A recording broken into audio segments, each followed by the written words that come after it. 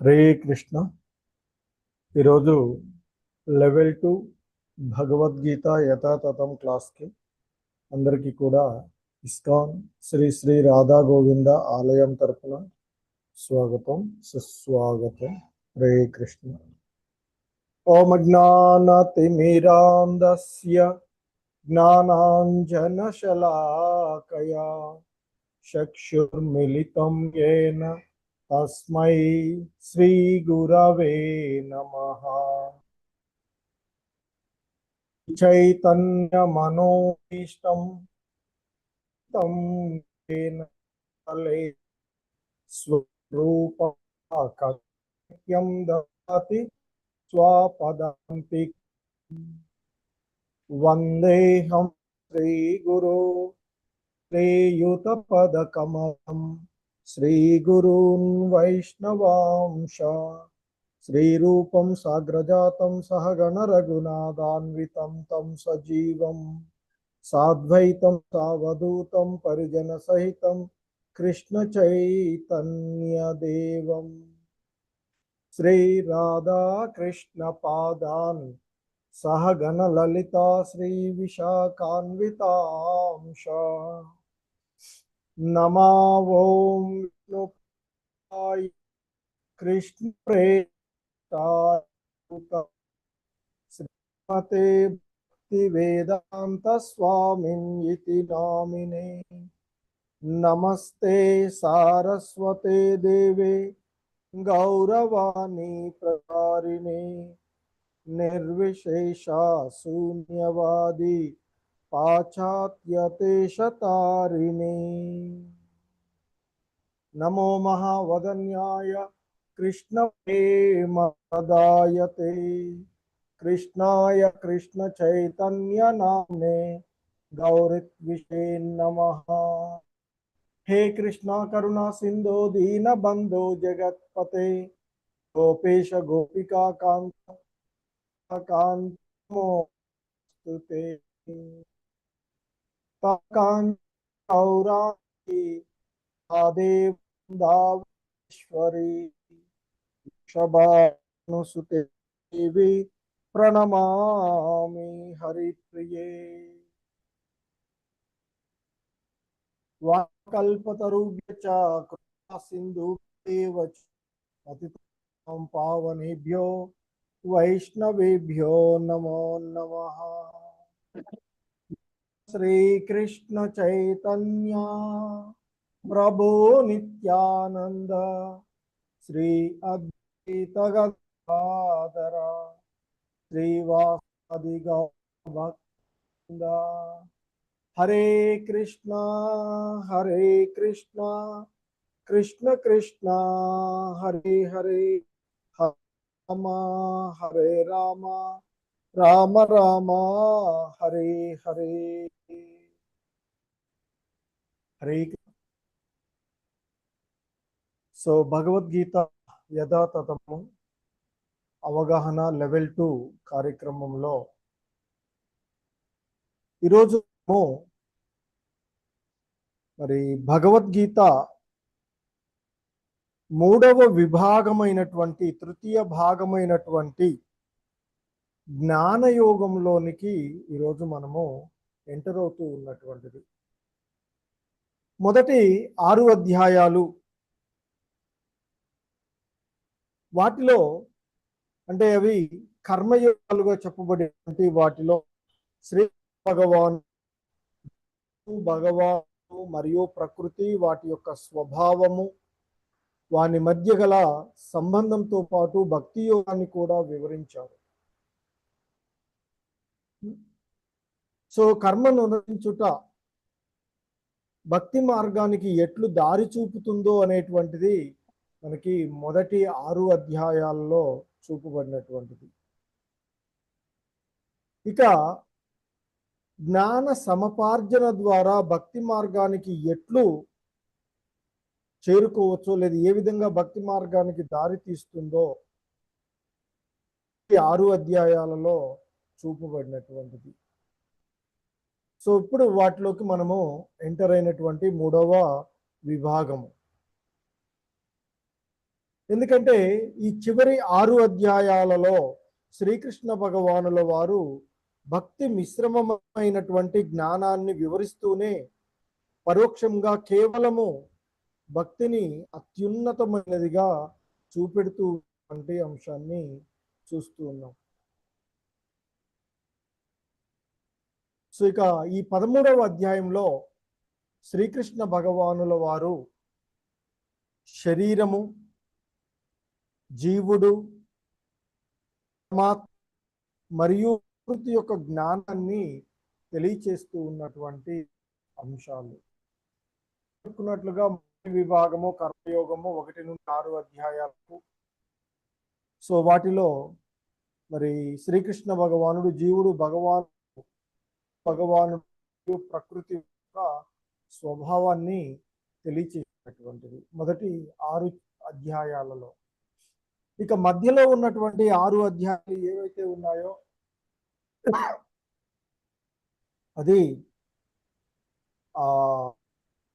భగవంతుడి, the supreme personality of God head, మరియు individual ఆత్మలు, జీవాత్మలు ఏవైతే ఉన్నాయో వాటికి మధ్య సంబంధము, అండ్ మరి ఆ దేవదేవునికి ఆ భక్తియుత సేవ చేయడమే జీవుడి యొక్క లక్ష్యము అన్నట్లుగా తెలియచేయబడినటువంటి అంశాలను మనము ఆ మధ్యలో ఉన్నటువంటి భక్తి యోగాలు అనేటువంటి 6 అధ్యాయాల్లో చూసినటువంటిది. సో ఇక ఈరోజు మనం చూడబోతూ ఉన్నటువంటి అధ్యాయము 3వ విభాగంలోని మొదటి అధ్యాయం. 3వ విభాగం ఏంటి? జ్ఞానయోగం. అందులో 13వ అధ్యాయం అయినటువంటి ఈ ప్రకృతి పురుషుడు చైతన్యము అనేటువంటి ఈ అధ్యాయం యొక్క పేరు.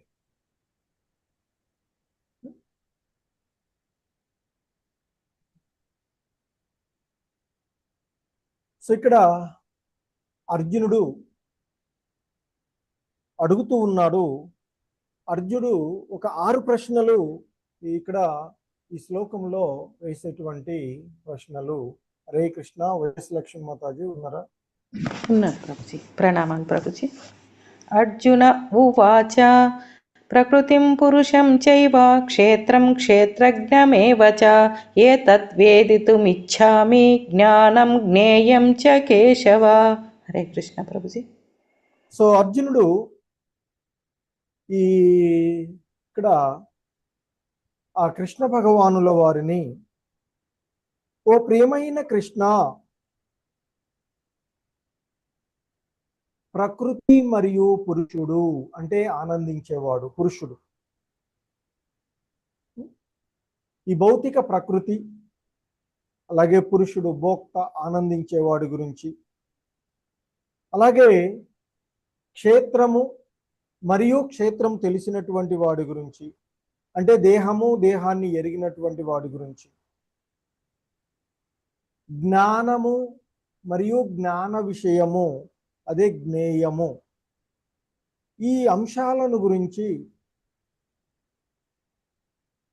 నేను తెలుసుకోవాలి అని అనుకుంటున్నాను అంటూ అర్జునుడు అడుగుతూ ఉన్నటువంటిది. ఇక దానికి ఆ కృష్ణ భగవానుల వారి యొక్క సమాధానము. హరే కృష్ణ. చదివే వాళ్ళు హ్యాండ్ రైజ్ చేసి ఉంచండి. సరళాదేవి మాత చదవండి. హరే కృష్ణ ప్రభుజీ. ప్రణామాలు. హరే కృష్ణ. శ్రీ భగవానువాచ ఇదం శరీరం కౌంతేయ క్షేత్రమిత్యభిధీయతే ఏతద్యో వేత్తి తం ప్రాహుః క్షేత్రజ్ఞ ఇతి తద్విదః. ధన్యవాదాలు ప్రభుజీ. హరే కృష్ణ. హరే కృష్ణ. సో ఇక్కడ అర్జునుడు అడిగినటువంటి ప్రశ్నలకు దేవదేవుడైనటువంటి శ్రీకృష్ణ భగవానుల వారు సమాధానం చెప్తూ ఈ శ్లోకంలో ఆయన చెప్తూ ఉన్నారు. ఇదం శరీరం కౌంతేయ క్షేత్రమిత్యభిధీయతే. ఓ కుంతి కుమారుడైనటువంటి అర్జున, ఈ దేహము క్షేత్రమని మరియు ఈ దేహమును తెలిసినటువంటి వాడిని క్షేత్రజ్ఞుడు అని అంటారు, చెప్తున్నారు. ఇక్కడ దేహము క్షేత్రం అనబడును. ఈ భౌతిక దేహము అంటే భౌతిక ప్రకృతి యొక్క ఉత్పత్తి బద్ధ జీవనానికి కర్మక్షేత్రంగా చెప్తూ ఉంటుంటారు. ఈ దేహము మన యొక్క కర్మలను ఆచరించడానికి అనువైనటువంటిదిగా చెప్పబడుతూ ఉంటుంది. సో కనుకనే ఇది బద్ధజీవుడి యొక్క కర్మక్షేత్రంగా చెప్పబడుతూ ఉన్నటువంటిది. ఎందుకంటే మరి ఈ బద్ధజీవి ఈ భౌతిక ప్రకృతి యొక్క ఉనికిలో చిక్కబడి ఉండేటువంటి వాడు, ఈ సత్వ రజో తమో గుణాలలో చిక్కబడి ఉండేటువంటి వాడు. అలాగే వారి వారి యొక్క సామర్థ్యాన్ని అనుసరించి భౌతిక ప్రకృతిపై ఆధిపత్యం వహించుటకు, ఇంద్రియ సుఖాలను అనుభవించుట కొరకై భౌతికమైన ఇంద్రియములతో కూడిన శరీరం కూడా ఇవ్వబడుతుంది అనేటువంటిది చెప్పబడుతూ ఉన్నటువంటిది.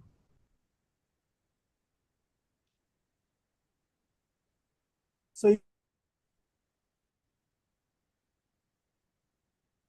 అర్జునుడు అడిగినటువంటి 6 ప్రశ్నలు: ప్రకృతి, పురుషుడు, క్షేత్రము, క్షేత్రజ్ఞుడు, జ్ఞానము మరియు జ్ఞాన విషయం.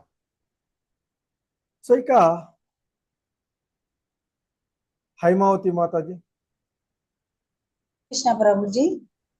క్షేత్రజ్ఞం చాపి మాం విద్ధి సర్వక్షేత్రేషు భారత, క్షేత్రేషు యో జ్ఞానం యత్తద్ జ్ఞానం మతం మమ. Hare Krishna. Thank you Prabhuji. So ఆ భగవంతుడు ఇంకా చెప్తున్నారు: ఓ భరతవంశీయుడవైన అర్జున,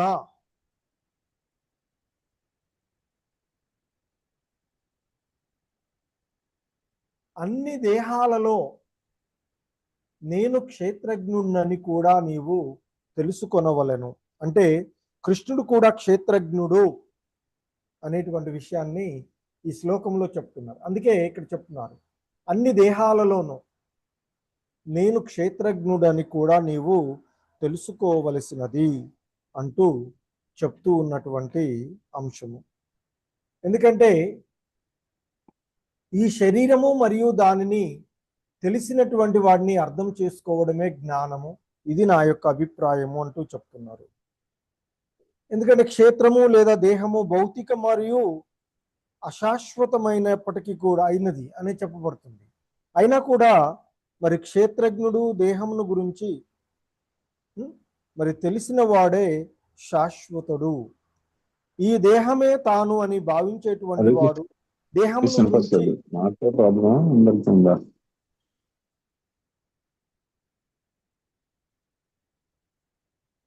హరే కృష్ణ.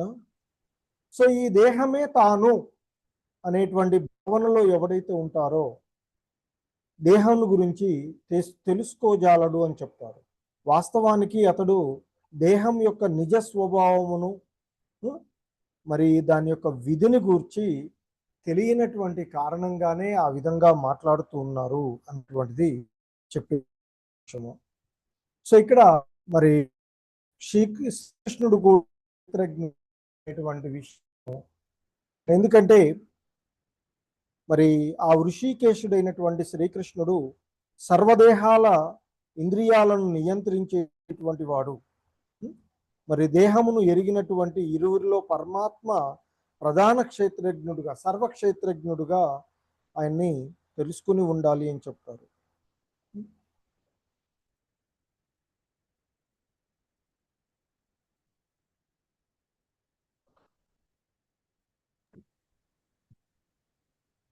హరే కృష్ణ. భాగ్యలక్ష్మి మాతాజీ. మాతాజీ అన్మ్యూట్ ఆప్షన్ ఇచ్చారు చూడండి. హరే కృష్ణ మాత. హరే కృష్ణ ప్రభుజీ. మాతాజీ చదవండి. తత్క్షేత్రం యచ్చ యాదృక్ష యద్వికారి యతశ్చ యత్ సచయో యత్ ప్రభావశ్చ తత్సమాసేన మే శృణు. ధన్యవాదాలు ప్రభుజీ. హరే కృష్ణ. సో ఇక్కడ ఇక కృష్ణ భగవానుల వారు క్షేత్రము అది చేయబడే విధానం మరియు ఆ లో కలిగేటువంటి అలాగే ఆ క్షేత్రము ఎక్కడ నుండి ఉత్పన్నమైనది, మరి క్షేత్రము తెలిసిన వాళ్ళు ఎవరు, అతని ప్రభావాలు ఏమిటో అనేటువంటి విషయాలలో మరి నా యొక్క వర్ణన విను అర్జున అంటూ మరి అర్జునుడికి శ్రీకృష్ణ భగవానుల వారు క్షేత్రము, అది ఏర్పాటు చేయబడినటువంటి విధానము, దానిలో కలిగే మార్పులు, అది ఎక్కడి నుండి ఉత్పన్నమైనది మొదలైనటువంటి అంశాలన్నింటినీ కూడా మరి వర్ణిస్తానికి సిద్ధంగా ఉన్నట్లు, అంటే ఇక్కడ ఆయన తెలియచేయడానికి సిద్ధంగా ఉన్నాను, నువ్వు విన అర్జున అంటూ చెప్తూ ఉన్నటువంటి అంశము. హరే కృష్ణ. జీవి రెడ్డి ప్రభు.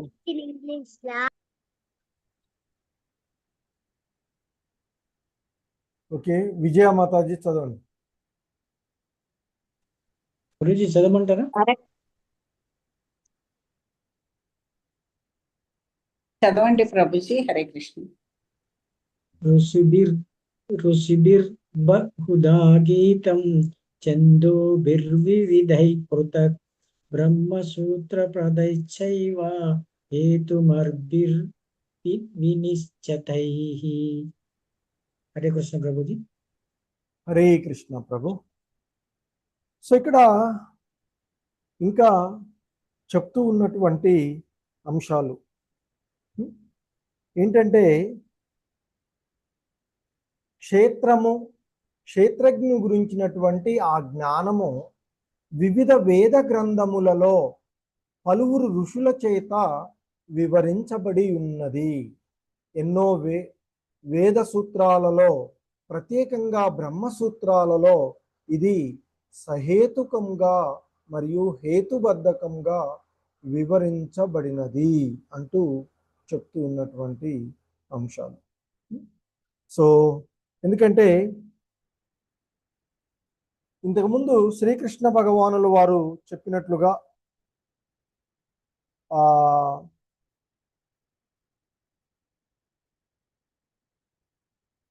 ముఖ్యంగా అది ఆ క్షేత్రము ఏర్పడేటువంటి, అంటే ఆ క్షేత్ర నిర్మాణ విధానము, ఆ క్షేత్రము యొక్క గుణాలు, మరి ఆ క్షేత్రంలో కలిగే మార్పులు, మరి ఆ క్షేత్రము దేని నుండి ఉద్భవిస్తుంది, మరి క్షేత్రజ్ఞుని ఎలా గుర్తించాలి, అతని యొక్క స్వరూపాన్ని, మరి క్షేత్రజ్ఞుని యొక్క ప్రభావము మొదలైనటువంటి అంశాలు అందులో చెప్పినటువంటివి. సో ఇక్కడ మరి దానికి ప్రామాణిక అధికారంను శ్రీకృష్ణ భగవానులు వారు చూపుతూ ఉన్నటువంటిదే ఈ శ్లోకము. అందుకే అంటున్నారు, క్షేత్రము మరియు క్షేత్రజ్ఞుల గురించిన ఈ జ్ఞానాన్ని పలువురు ఋషుల చేత వివిధ వేద గ్రంథములలో వర్ణించబడ్డాయి. అట్టి జ్ఞానము విశేషముగా, అంటే వేదాంత సూత్రములో మరి కార్యకారణాలతో హేతుబద్ధంగా ప్రకటించబడినది అంటూ చెప్తూ ఉన్నటువంటి అంశము.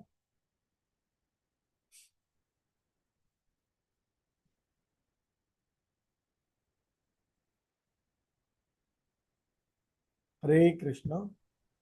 విజయ మాతాజీ. హరే కృష్ణ ప్రభుజీ, ప్రణామాలు.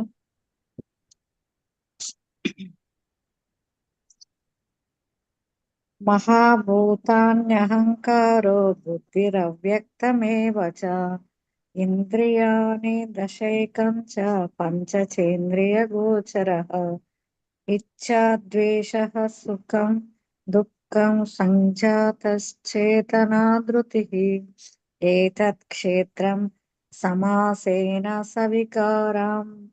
సవికారాముదహృతం. Hare Krishna Prabhuji, thank you. హరే కృష్ణ.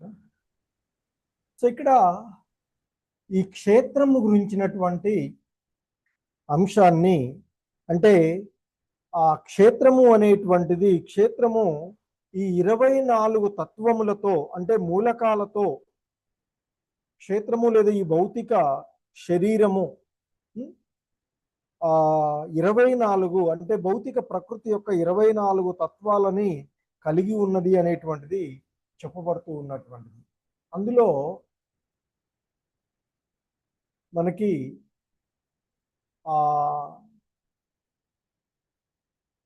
పంచమహాభూతాలు భూమి, నీరు, అగ్ని, వాయువు మరియు ఆకాశము అనేటువంటి పంచమహాభూతాలు, అలాగే జ్ఞానేంద్రియాలు చెవులు, కళ్ళు, నాలుక, చర్మము మరియు ముక్కు అనేటువంటి ఈ జ్ఞానేంద్రియములు అంటే 5 పంచమహాభూతాలు భూమి, జలము, అగ్ని, వాయువు, ఆకాశము అనేటువంటి పంచమహాభూతాలు, కళ్ళు, చెవులు, ముక్కు, నాలుక, చర్మము అనేటువంటి పంచ జ్ఞానేంద్రియములు, ఇక వాక్కు కంఠం అన్నట్టు ఇక్కడ, అలాగే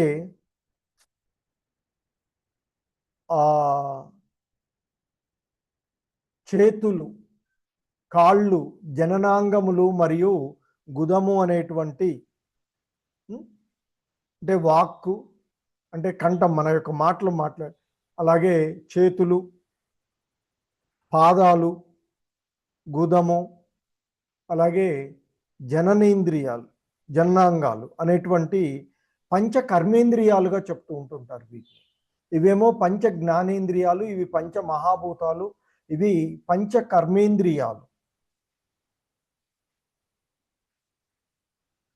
సో అలాగే ఇక ఆ ఇంద్రియాల యొక్క అర్థం, ఇంద్రియార్థాలు శబ్దము, స్పర్శ, రూపము, రసము, గంధములు అనేటువంటివి 5 కూడా ఇంద్రియార్థాలు అని చెప్తూ ఉంటుంటారు. సో ఇక్కడ భూమి యొక్క మంచి వాసన, గంధము, అలాగే నీరు రుచి, అగ్ని రూపము, మరి వాయువు స్పర్శ, అలాగే ఆకాశము శబ్దము, ఇవి ఇంద్రియార్థాలు. వీటితో పాటుగా ఇప్పుడు ఎన్నైనా మొత్తం కలిపితే 20. ఇక వీటితో పాటుగా మనసు, బుద్ధి, అహంకారము మరియు ప్రధానము. సో ఇక్కడ సూక్ష్మ అంశాలైనటువంటి మనసు, బుద్ధి మరియు అహంకారము, వీటితో పాటుగా మహాతత్వము. సో ప్రధానము అని కూడా అంటారు, మహాతత్వము.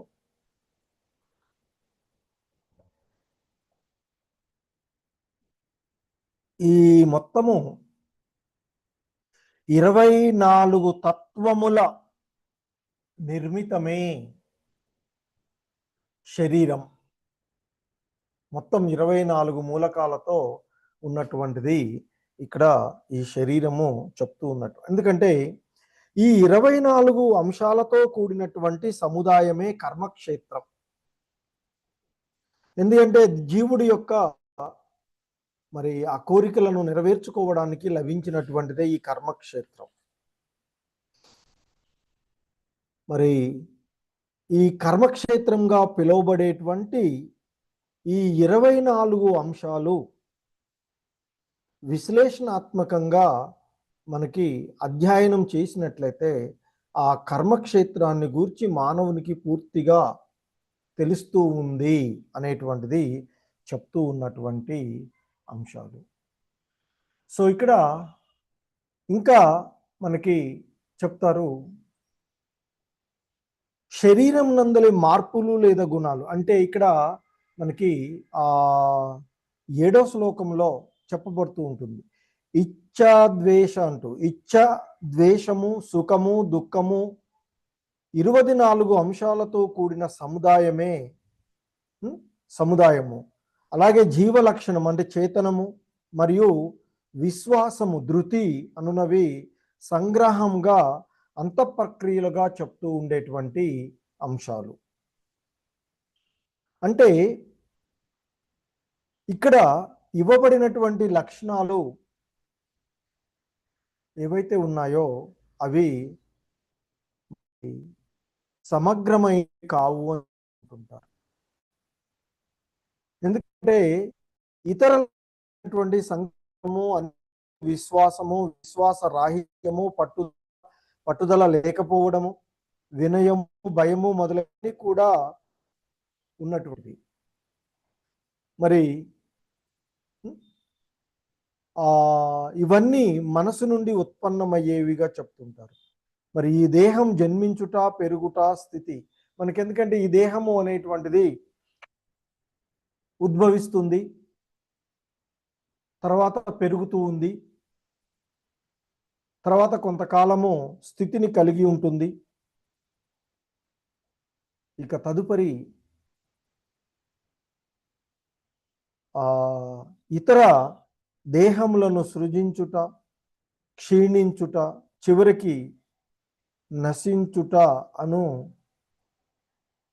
ఈ 6 విధాలైనటువంటి మార్పులకు మన యొక్క దేహము గురవుతుంది అంటుంటారు. ఏమిటి ఆ 6 విధాలైనటువంటి మార్పులు అంటే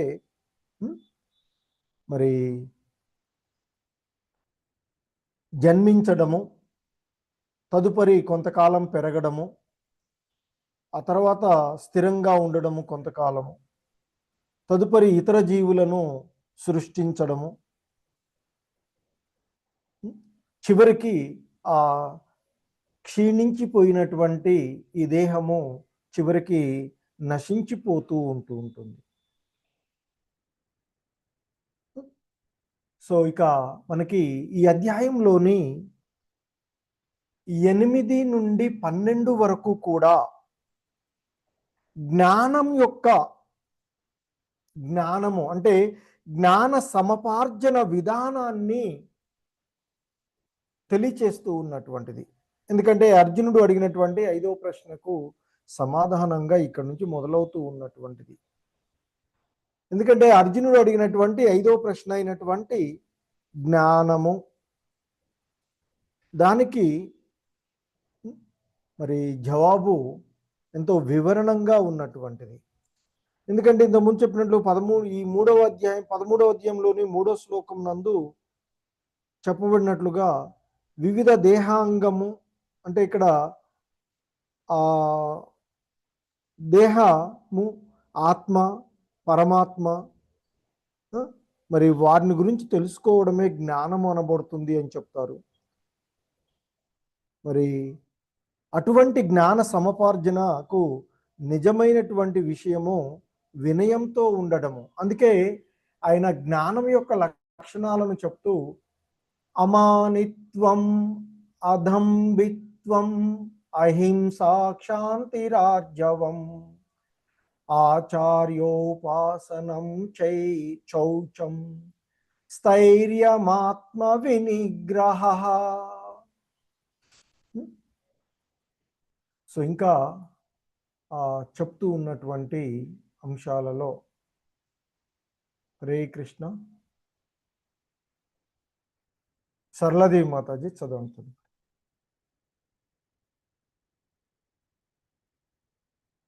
సరళదేవి మాతాజీ. ఓకే. భాగ్యలక్ష్మి మాతాజీ.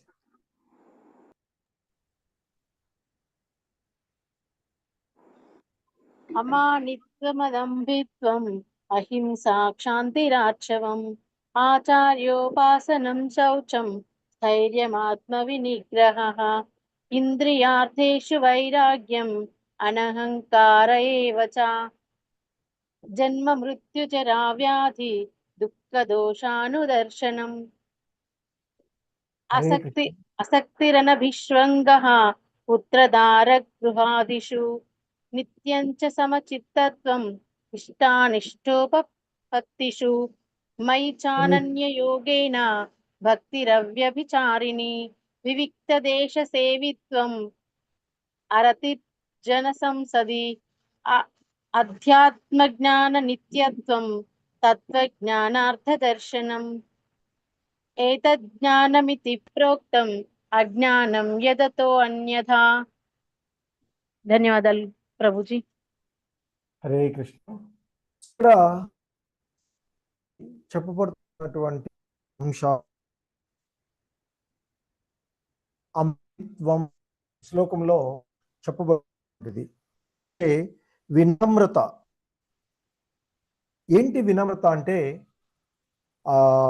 గౌరవమును ఆశించకుండా ఉండేటువంటి విషయమే హ్యూమిలిటీ అనేటువంటి. Not to be anxious to have the satisfaction of being honoured by the others. So ఇతరుల నుండి గౌరవాన్ని కోరుకోకుండా ఉండడమే అమానిత్వము, వినయము అని చెప్పబడుతూ ఉన్నటువంటిది. అలాగే అదంబిత్వం అంటే ఇక్కడ గర్వం లేకుండా ఉండటం. మరి ప్రసిద్ధిగాంచవలననేటువంటి ఆతురత లేకుండా ఉండడం అనేటువంటి ఈ ప్రైడ్లెస్నెస్ చెప్తూ ఉంటారు. అదంబిత్వం. సో గర్వం లేకపోవడము, ప్రసిద్ధిగాంచాలి నేనే అనేటువంటి ఆతురత లేకపోవడము. ఇక్కడ నాన్ వయలెన్స్, అహింస అంటే ఇతరులకు నొప్పించకుండా ఉండడం. Not to put others in to distress. ఇతరులకు అంటే ఇక్కడ అహింస అంటే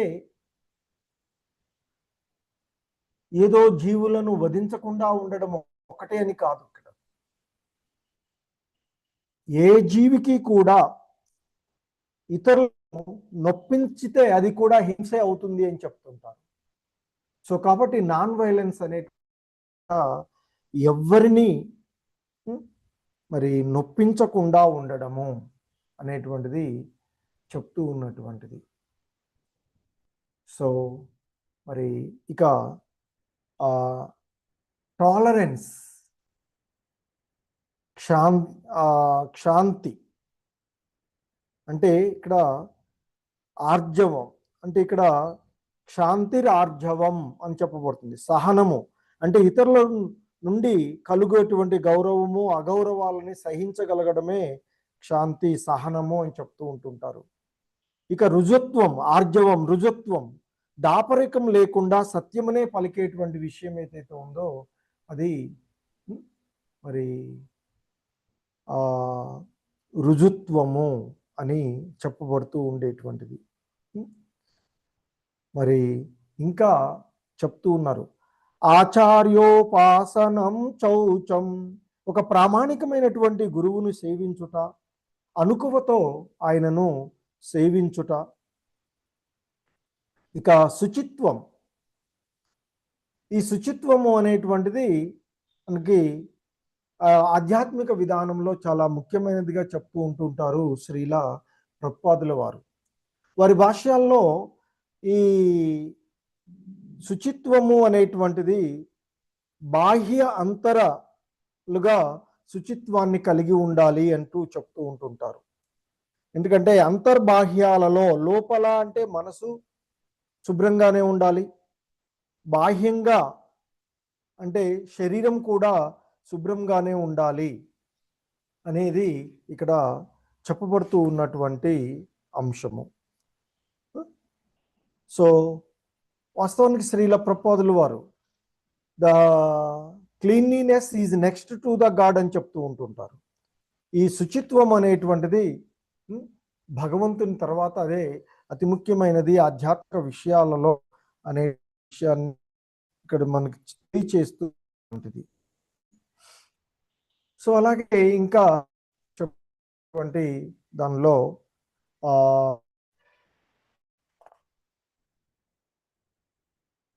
శుచిత్వం తర్వాత ఈ స్టడీనెస్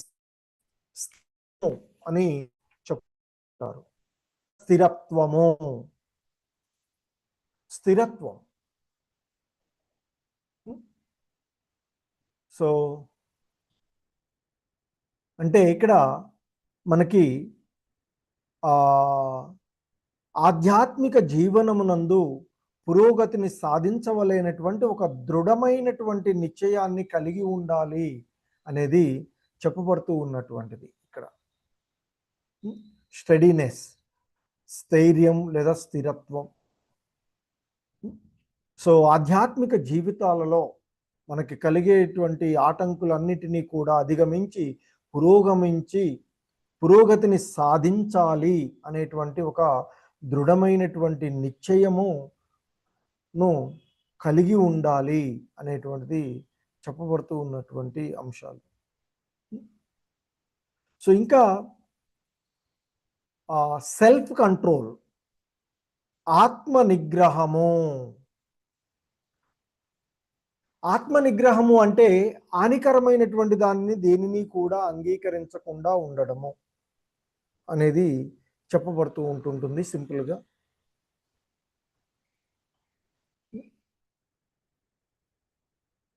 మరి సో ఈ సెల్ఫ్ కంట్రోల్ అనేటువంటిది మనకి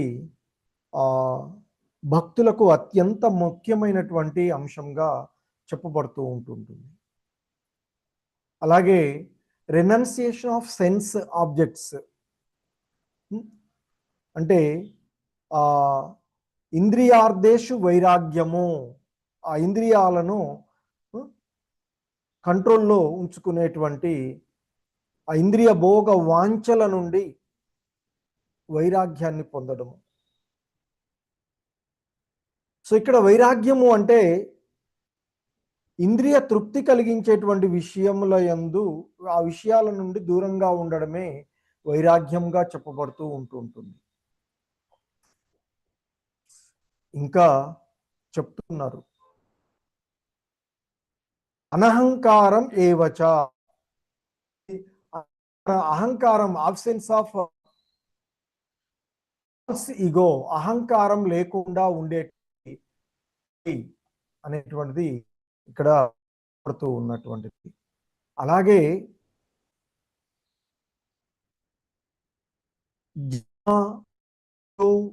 జరా వ్యాధి, దుఃఖము, దోషాన్ని దర్శించుకోగలగడం, తెలిసి కొని ఉండడం. ఇక్కడ birth, death, disease and old age, జన్మ, మృత్యు, జరా వ్యాధి దోషాలను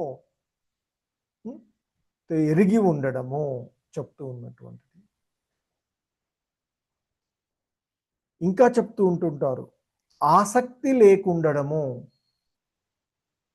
డిటాచ్మెంట్, దేంతో కూడా అతిగా అటాచ్ అవ్వకుండా ఉండడం.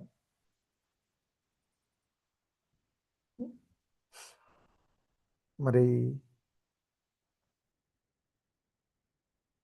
ఇంకా మనకి ఈ చెప్పబడుతూ ఉన్నటువంటి అంశాలలో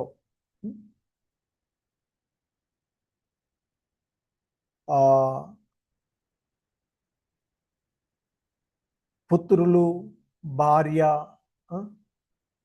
no entitlement with wife, children etcetera అని చెప్తూ ఉన్నటువంటిది. సో పుత్రులు, భార్య, పిల్లలు, గృహాదుల బంధము నుండి విముక్తి పొందడం. అలాగే ఇష్టము మరియు అయిష్టాల ప్రాప్తి యందు ఎల్లప్పుడూ సమభావంతో ఉండడం. మరి ఇంకా ఆ నిష్కలంకమైనటువంటి శ్రద్ధతో అనన్యమైనటువంటి భక్తిని కలిగి ఉండడం, అన్అలాయిడ్ డివోషనల్ సర్వీస్, అనన్య భక్తి. సో అనన్యమైనటువంటి భక్తిని కలిగి ఉండడము, దాంతోపాటుగా aspiring to live in solitary place, అంటే ఏకాంత ప్రదేశాలలో నివసించాలి అనేటువంటి కోరికను కలిగి ఉండడం, అంటే నిర్జన ప్రదేశం నందు నివసించాలి అనేటువంటి కోరికను కలిగి ఉండడము, భక్తజన సందోహమునందు నివసించాలి అనేటువంటి కోరికను కలిగి ఉండడం.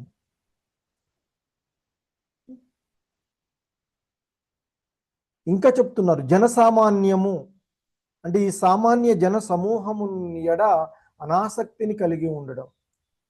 Detachment from the general masses, detachment from the general masses. ఇంకా మరి ఆధ్యాత్మిక జ్ఞాన నిత్యత్వం, accepting the importance of self realisation, ఆత్మానుభూతి ప్రాముఖ్యతను అంగీకరించగలగడం.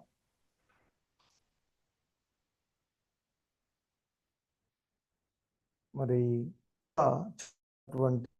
ఆత్మానుభూతి ప్రాముఖ్యత అంగీకరించ యొక్క తాత్విక అన్వేషణ అనేటువంటి ఇవన్నీ కూడా జ్ఞానంగా చెప్పబడినటువంటిది. వీటికి భిన్నమైనటువంటిది ఏదైతే ఇప్పటి వరకు ఉన్నామో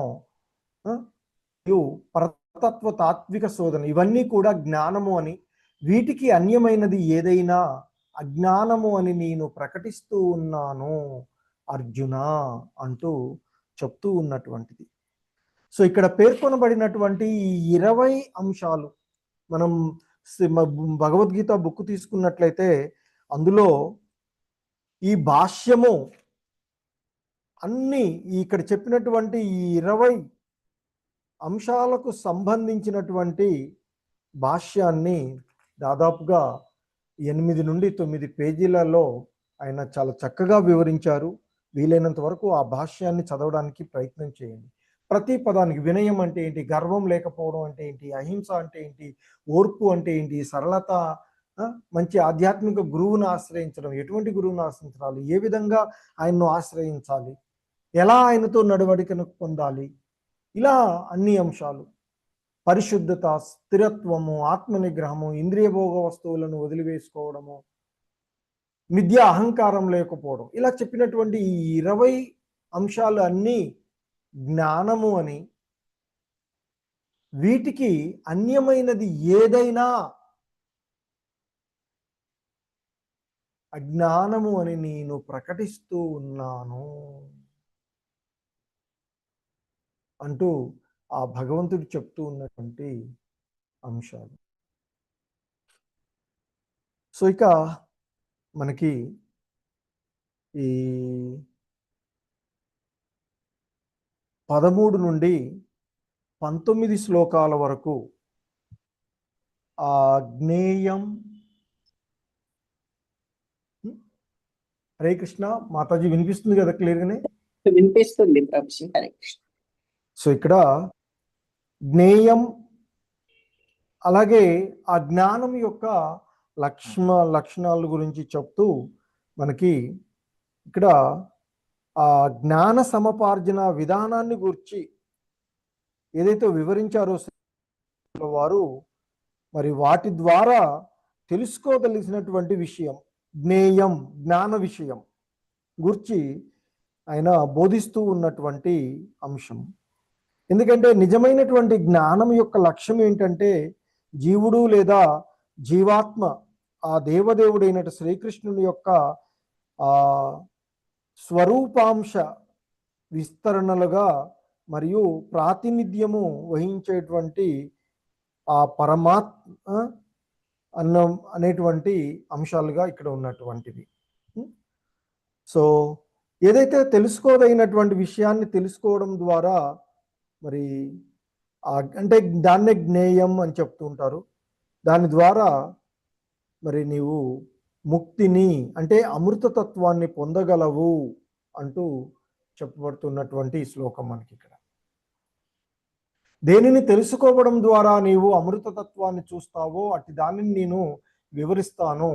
ఆది లేనిది, నాకు ఆధీనమైనది మరియు బ్రహ్మము ఈ భౌతిక ప్రపంచం యొక్క కార్యకారణమునకు ఉంటుంది అంటూ ఆ భగవంతుడు ఇక్కడ చెప్తూ ఉన్నటువంటి అంశాలను మనము ఉన్నాం.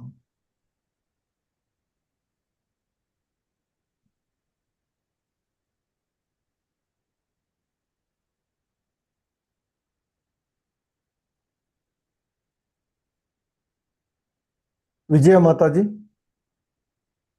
హరే కృష్ణ ప్రభుజీ. సర్వతా సర్వతా పాణిపాదం తత్ సర్వతో శిరోముఖం సర్వతః శృతి మల్లోకే సర్వమావృత్య తిష్టతి. హరే కృష్ణ ప్రభుజీ, ప్రణామం. కృష్ణ. సో ఇక్కడ ఈ 14వ శ్లోకము నుండి పరమాత్ముని గుణాలను వర్ణిస్తూ ఉన్నటువంటి అంశాలు. హరే కృష్ణ. జిరెడ్డి ప్రభు 15వ శ్లోకం చదవండి. హరే కృష్ణ ప్రభుజీ. ప్రభుజీ అన్మ్యూట్ చేసుకోండి ప్రభుజీ. ఓకే చదవండి అండి. ప్రభుజీ, శ్లోకం చదవండి. సర్వేంద్రియ గుణాభాషం సర్వేంద్రియ వివర్జితం అసక్తం సర్వభృత్రైచ్ఛ్వ నిర్గుణం గుణభోక్తృ చ. హరే కృష్ణ ప్రభుజీ. హరే కృష్ణ. సరళదేవి మాత చదవండి. హరే కృష్ణ ప్రభుజీ. బహిరంతస్య భూతానాం అచరం చరమేవ చ సూక్ష్మత్వాత్ తదవిజ్ఞేయం దూరస్థం చాంతికే చ తత్. ధన్యవాదాలు ప్రభుజీ. హరే కృష్ణ. హరే కృష్ణ. ఇంకా ఎవరైనా? ఓకే, చదవండి మాత. హరే కృష్ణ ప్రభుజీ. అవిభక్త, ఇది చదివాను ప్రభుజీ ఇప్పుడే కదా. అవిభక్తంచ భూతేషు విభక్తమివ చ స్థితం భూత భర్తృ చ తజ్ఞేయం గ్రహిష్ణు ప్రభవిష్ణు చ. హరే కృష్ణ ప్రభుజీ. ఇంతకుముందు బహిరంతచ్చ చదివారు మాత. అవును ప్రభుజీ, అవి ఒకేలాగా కనిపిస్తున్నాయి ప్రభుజీ. హరే కృష్ణ. విజయ మాతాజీ. హరే ప్రభుజీ కృష్ణ చదవండి. ప్రభుజీ. జ్యోతిషమాపి తజ్జ్యోతి తమసా పరముచ్యతే జ్ఞానం జ్ఞేయం జ్ఞానగమ్యం హృది సర్వస్య విష్ఠితం. Thank you Prabhuji. Hare Krishna. So ముఖ్యంగా ఈ 14, 15, 16, 17 ఈ శ్లోకాలలో ఆ పరమాత్ముని యొక్క గుణాలను వివరిస్తూ ఉన్నటువంటిది. సో ఇక్కడ 14వ శ్లోకంలో సర్వత పాణిపాదం సర్వత్రని హస్తములు సర్వము సర్వత్రా కూడా ఆ యొక్క చేతులు పాదములు ఆవరించి ఉన్నాయి అనేటువంటిది. సర్వతో శిశిరోముఖం సర్వత్రా అతని నయనములు కన్నులు మరి శిరములు మరియు ముఖములు ఉన్నవి. సర్వత శృతి మల్లోకే మరి ఈ విధంగా సర్వత్రా అతని యొక్క కర్ణములు వ్యాపించి ఉన్నవి. సర్వమావృత్య తిష్టతి. సో ఈ విధంగా పరమాత్మ సర్వమును, ఈ విధంగా పరమాత్ముడు జగత్తు అంతా ఆవరించి ఉన్నాడు అంటూ ఆ పరమాత్ముని యొక్క లక్షణాలను, గుణాలను, సో ఏ విధంగా ఆయన వ్యాపించి ఉన్నాడు ఈ సృష్టి అంతటా అంటూ సర్వత్రా ఆయన యొక్క హస్తములు పాదములు ఉన్నవి. సర్వత్రా అతని నయములు శిరములు ముఖములు ఉన్నవి. సర్వత్రా అతని కర్ణములు వ్యాపించి ఉన్నాయి. ఈ విధంగా పరమాత్మ సర్వమును జగత్తంతా కూడా వ్యాపించి ఉన్నాడు. ఇంకా చెప్తున్నారు సర్వేంద్రియ గుణాభాసం అంటే అతడు సర్వేంద్రియాలకు మూల ఆధారము. ఆ పరమాత్ముడు అన్ని ఇంద్రియాలకు అసలు మూలము. సర్వేంద్రియ వివర్జితం అయినా కూడా అతడు ఇంద్రియ రహితుడు, అంటే భౌతికేంద్రియ రహితుడు ఆయన అనేటువంటిది. సో అన్నింటినీ రక్షించి పోషించేవాడు అయినప్పటికీ కూడా అనాసక్తుడు. ప్రకృతి యొక్క త్రిగుణములకు అతడు అతీతుడు. అదే సమయంలో ప్రకృతి త్రిగుణాలకు ఆయనే ప్రభువు. సో ఇంకా చెప్తున్నారు, బహిరంతచ్చ భూతానాం అచరం చరమేవ చ. అంటే పరమాత్ముడు స్థావర జంగములైన జీవులలో అంతర్బాహ్యాలలో నిలిచి ఉన్నాడు. ఆ భగవంతుడు బయట ఉంటాడు, లోపల ఉంటాడు. ఆ పరమపురుషుడు కదిలేవి మరియు కదలలేని ప్రతి జీవుని యొక్క బయట మరియు లోపల ఉంటాడు.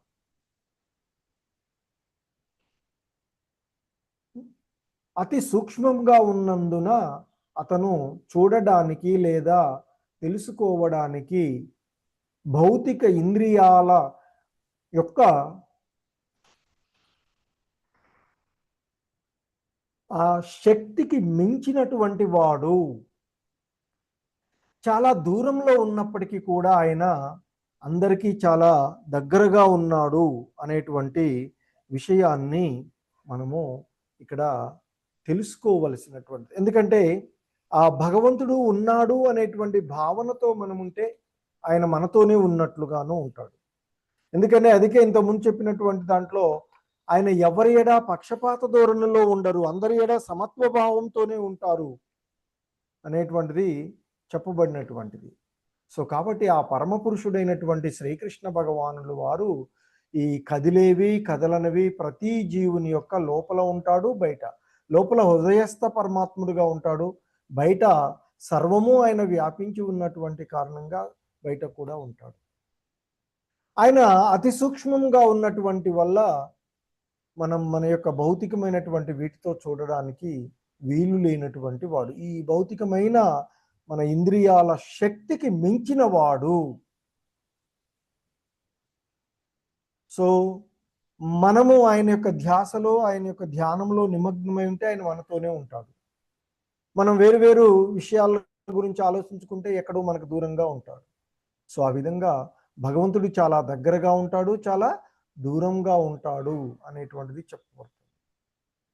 సో ఇంకా చెప్తూ ఉన్నారు, అవిభక్తం చ భూతేషు. అంటే పరమాత్ముడు సర్వజీవుల యందు విభజించబడినట్లుగా కనిపించినను విభక్తమివ చ స్థితం. మరి అతడు ఎన్నడును విభజింపబడక ఏకైకంగా నిలిచియుండును అనేటువంటిది ఇక్కడ చెప్పబడుతూ ఉన్నటువంటి అంశము. అలాగే భూత భర్తృచ తద్జ్ఞేయం గ్రసిష్ణు ప్రభవిష్ణు చ. సో ఇంకా చెప్పబడుతూ ఉన్నటువంటి అంశంలో అతడు సర్వజీవులను పోషిస్తూ ఉన్నటువంటి వాడైనప్పటికీ, సమస్త జీవులకు పరమేశ్వరుడు సృష్టికర్త, సంరక్షకుడు, పోషకుడు మరియు లయకారకుడు కూడా ఆయనే అనేటువంటిది చెప్తున్నాడు. అతడు సర్వజీవులను పోషించేవాడైనా సర్వులను కబలించేటువంటిది ఆయన యొక్క కాలశక్తి మరియు వృద్ధి నొందించినది అతడే అని అవగాహన చేసుకోవాలను అనేటువంటిది. అంటే ఇక్కడ సంరక్షకుడు, పోషకుడు, లయకారకుడు అన్నీ కూడా ఆయనే అనేటువంటి విషయాన్ని అర్థం చేసుకోనేటువంటి చెప్పండి. జ్యోతిషాపి తజ్యోతి, వంతములైనటువంటి సర్వయందు తేజకారకుడు కూడా ఆయనే. సమస్త తేజోపూర్ణ పదార్థాలలోని కాంతి మూలము అతడే. అజ్ఞాన అంధకారానికి అతీతుడు, అవ్యక్తుడు, జ్ఞానము మరియు జ్ఞానంతో తెలుసుకోదగ్గవాడు, జ్ఞానంతో పొందదగ్గవాడు అయి అందరి హృదయాలలో అధిష్ఠించి ఉన్నవాడు ఆయన అంటూ మరి ఆ భగవంతుణ్ణి గురించినటువంటి ఈ సమస్తమైనటువంటి వాటన్నిటికీ కూడా మూల ఆధారంగా ఉన్నటువంటి వాడు ఆ భగవంతుడు. ఈ అజ్ఞాన అంధకారానికి, ఈ భౌతికమైనటువంటి భావనలన్నిటికీ కూడా అతీతుడు ఆ భగవంతుడు. ఆయన అవ్యక్తుడు, జ్ఞానము మరియు జ్ఞానంతో తెలుసుకోదగిన వాడు ఆయన. ఎందుకంటే జ్ఞానంతో పొందదగినటువంటి వాడు అయి అందరి హృదయాలను అధిష్ఠించి ఉన్నటువంటి వాడు ఆ భగవంతుడు అనేటువంటిది ఇక్కడ మనకి చెప్పబడుతూ ఉన్నటువంటిది. సో ఇక మరి ఆ భగవంతుని గురించినటువంటి అవగాహన గురించి చెప్తున్నారు. హరే కృష్ణ. విజయ మాతాజీ. హరే కృష్ణ విజయ మాతాజీ. హరే కృష్ణ. చదవండి. ఇతి క్షేత్రం తత జ్ఞానం జ్ఞేయం చోక్తం సమాసతః మద్భక్త ఏతద్విజ్ఞాయ మద్భావయోపపద్యతే. Thank you Prabhuji. Hare Krishna. So ఇక ఆ భగవంతుడు అంటూ ఉన్నాడు చివరిగా, ఇక ఇప్పుడు అంటే దీంట్లో ఇక్కడ ఈ పార్ట్లో మనం చూస్తే ఈ విధంగా క్షేత్రము, జ్ఞానము, క్షేత్రం అంటే దేహము, జ్ఞానము, జ్ఞాన విషయం అంటే జ్ఞేయము నేను సంగ్రహంగా నీకు తెలియచేశాను. అయితే ఈ విషయములను కేవలము నా భక్తులు మాత్రమే అవగాహనం చేసుకొనగలరు. అలా చేసుకున్న పిదప వారు నా యొక్క దివ్య స్వభావాన్ని పొందుతారు అంటూ చెప్తూ ఉన్నటువంటి, అంటే ఇక్కడ క్షేత్రము అంటే దేహము, కర్మక్షేత్రము, ఈ జీవుడి యొక్క కర్మక్షేత్రము, అలాగే జ్ఞానము, జ్ఞేయాలు గురించి ఆయన సంక్షిప్తంగా నా చేత నీకు వివరించబడ్డాయి. నా భక్తులు మాత్రమే దీనిని పూర్తిగా అవగాహన చేసుకొనగలుగుతారు. మరి ఈ మూడు కలిసినప్పుడే అది విజ్ఞానము లేదా విజ్ఞాన శాస్త్రము అవుతుంది అనేటువంటిది మనకి ఇక్కడ అర్థం చేసుకోవలసినటువంటి అంశము. సో ఈ విధంగా క్షేత్రము, జ్ఞానము మరియు జ్ఞాన విషయాలను దేవదేవుడైనటువంటి శ్రీకృష్ణ భగవానుల వారు అర్జునుడికి, తద్వారా సర్వ మానవాళికి కూడా అందించబడినటువంటి అంశాలు. హరే కృష్ణ. జగద్గురు శ్రీల ప్రభుపాద్ కీ జై.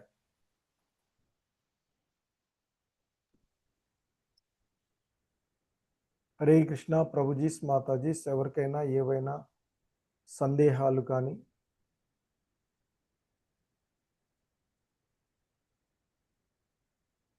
హరే కృష్ణ.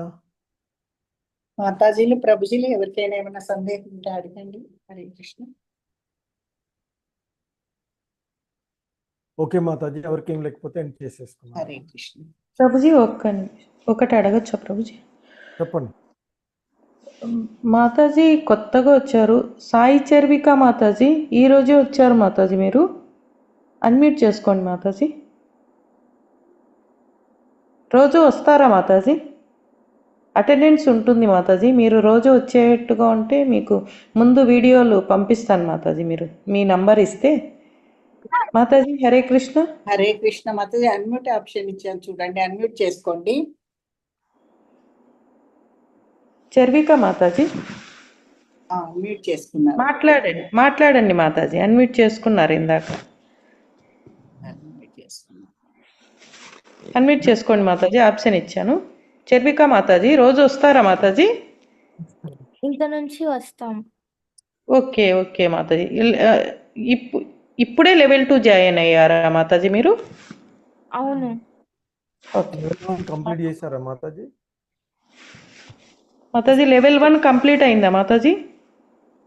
అయింది మాతాజీ. మాతాజీ క్విజ్ చేశారా మాతాజీ మీరు? మాత్రం చేయలేదు మాతాజీ, నాకు తెలియలేదు, అది అర్థం కాలేదు, అందుకే ఏ బ్యాచ్ లో ఉన్నారు మాతాజీ మీరు? 18 days ఉంది కదా, ఒక లెవెల్ 1. ఎన్ని గంటలకు జాయిన్ అయ్యేవాళ్ళు మాతాజీ మీరు? 7కు జాయిన్ అయ్యాను. 7 కా మాతాజీ?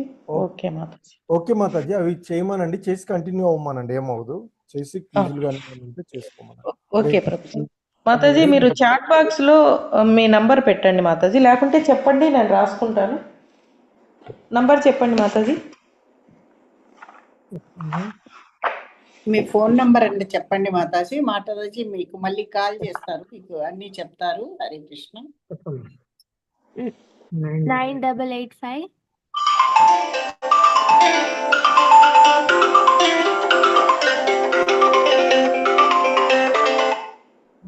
9884 9885 41 41 8845. 8845. అదే ధన్యవాదాలు మాతాజీ. మాతాజీ నేను కాల్ చేస్తాను మాతాజీ. సరే ఓకే మాతాజీ. మాతాజీ. హరే కృష్ణ. ధన్యవాదాలు మాతాజీ. హరే కృష్ణ ప్రభుజీ. బంధువులు వచ్చిన్నారు ప్రభుజీ, వెడ్డింగ్ కార్డ్ తీసుకొని మా కజిన్. ఓకే ఓకే పర్వాలేదు మాతాజీ. హరే కృష్ణ. ఓకే. అదే హరే కృష్ణ అందరికి. ధన్యవాదాలు అందరికి. సో ధన్యవాదాలు. మరలా మండే రోజు క్లాస్, నెక్స్ట్ క్లాస్ మండే రోజు కలుద్దాం. ప్రభుజీ లైవ్ అలాగే